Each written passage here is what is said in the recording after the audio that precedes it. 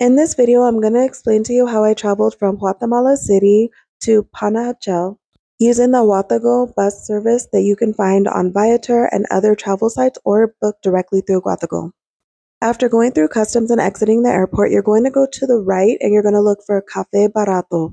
Just outside this cafe is going to be the meeting point for your bus driver to pick you up. And when they say bus, they actually mean what we would call like a 14-passenger van in the US.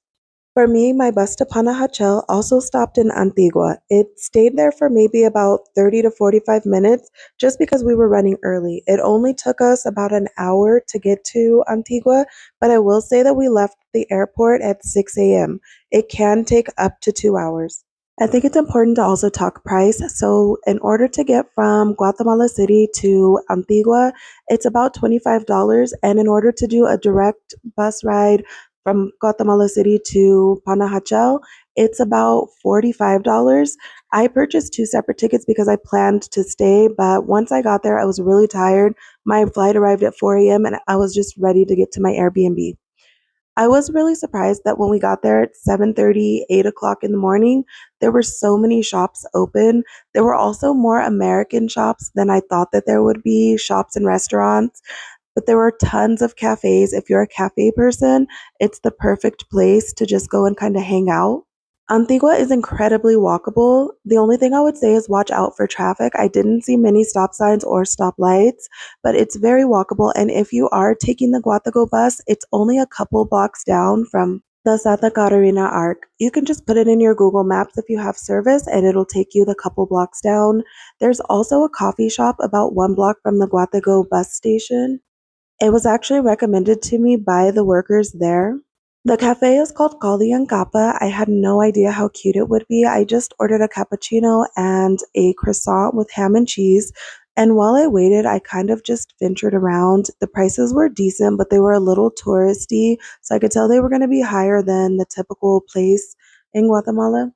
But with the beautiful courtyard and the fact that they were able to make the coffee to go, I couldn't complain too much. While I was sitting there, I saw this staircase and I figured it led to something, so I decided to go take a look.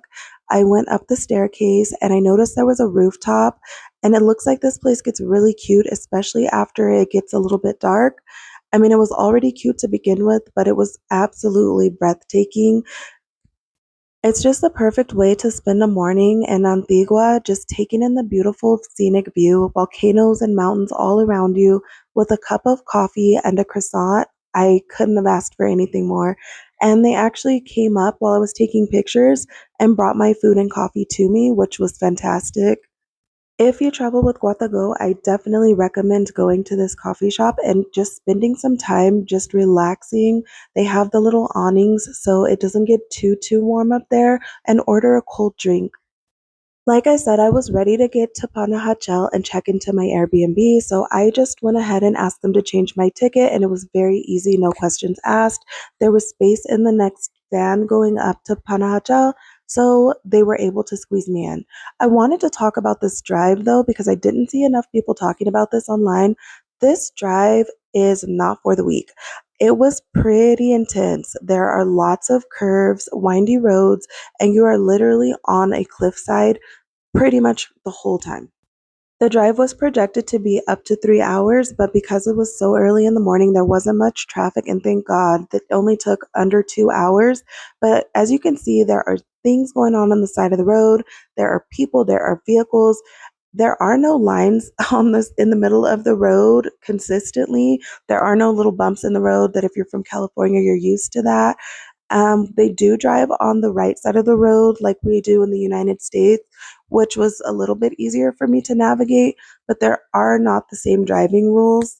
I'm very used to guardrails and things just to give me peace of mind. There was none of that. And every so often, you will go through a small town here and there. It doesn't happen often, but it does make you wonder, how did people ever build in these places? Because they are so challenging to get to, but the culture is so rich, and Mayans have been here forever. The infrastructure was absolutely impressive. One thing that I really loved was that our bus driver actually stopped at one of the viewpoints and let us get out and see and take pictures of Lake Atitlan. It was so beautiful and breathtaking. Those were our first glimpses, and we were about 30 minutes away from Panajachel. Panajachel was the absolute final stop on this bus route. So either you get off and you find your boat, or you get off and you take a tuk-tuk to wherever your hotel or Airbnb is. Be sure to communicate with your Airbnb or anybody setting up travel for you about 20 minutes out, because unlike Antigua, there is no actual physical bus station. You are just let out at a gas station and you have to kind of make your way from there. If you have any questions or comments, go ahead and leave them below, and don't forget to like and subscribe for more content like this.